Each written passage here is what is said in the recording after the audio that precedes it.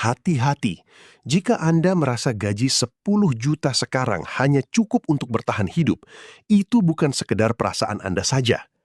Anda sedang dirampok secara halus oleh inflasi dan jebakan gaya hidup.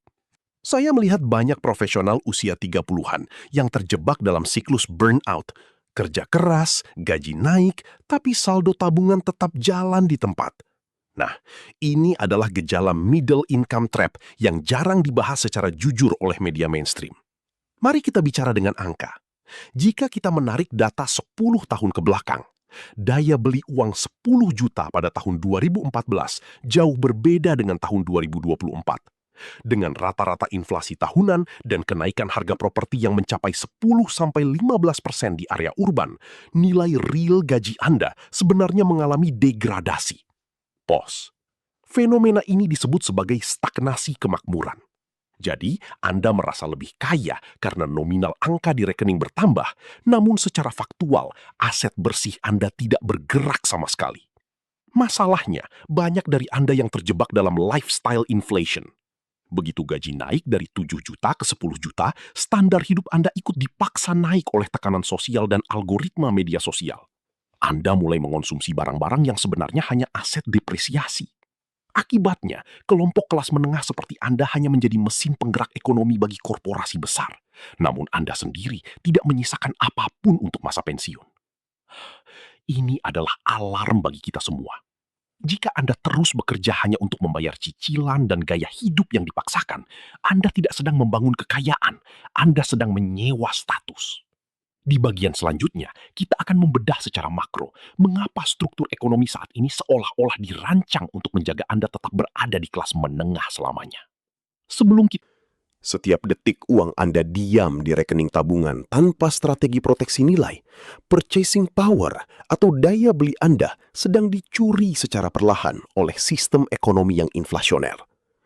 Anda merasa sudah bekerja lebih keras dan lembur lebih lama. Namun anehnya, Anda justru merasa semakin jauh dari garis finish kesejahteraan. Ini bukan sekedar perasaan Anda. Ini adalah fakta matematika dari devaluasi mata uang. Kita harus berhenti melihat nominal dan mulai melihat nilai real. Jika Anda ingin keluar dari lingkaran setan ini, Anda perlu memahami bagaimana cara kerja uang yang sebenarnya di level makro.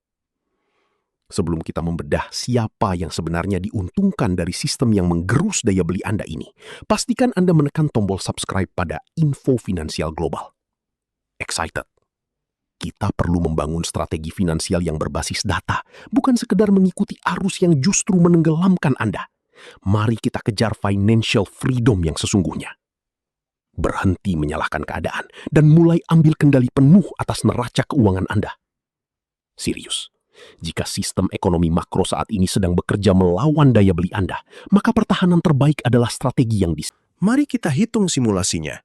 Dengan asumsi inflasi tahunan rata-rata di angka 4% hingga 5%, dalam 10 tahun ke depan, nilai nominal uang Anda mungkin tetap 100 juta rupiah di buku tabungan, tetapi daya belinya akan hancur. Secara real, uang Anda hanya akan bernilai sekitar 60 juta rupiah jika dibandingkan dengan harga barang hari ini. Anda kehilangan hampir separuh kekayaan Anda tanpa melakukan kesalahan apapun selain membiarkannya diam. Namun, ceritanya akan berbeda jika Anda memindahkan modal tersebut ke instrumen yang mampu memberikan return konsisten di atas laju inflasi, baik itu SBN, emas, atau indeks saham yang terdiversifikasi. Dengan imbal hasil moderat saja, Anda tidak hanya melindungi nilai uang, tetapi sedang membangun benteng perlindungan kekayaan yang kokoh. Dalam 10 tahun, aset tersebut bisa tumbuh menjadi 200 juta rupiah atau lebih, menciptakan selisih yang sangat signifikan untuk masa pensiun Anda. Saya harus memberikan peringatan keras kepada Anda. Di tengah kondisi burnout dan kelelahan mental akibat tuntutan kerja yang tidak ada habisnya, banyak dari Anda yang mulai kehilangan rasionalitas. Kondisi psikologis yang lelah ini seringkali dimanfaatkan oleh predator finansial. Jangan pernah terjebak pada tawaran investasi cepat kaya, robot trading ilegal, atau skema Ponzi yang menjanjikan return tidak masuk akal dalam waktu singkat. Di dalam ekonomi global yang sedang bergejolak, tidak ada keajaiban instan. Fokuslah pada fundamental makroekonomi dan akumulasi aset yang nyata.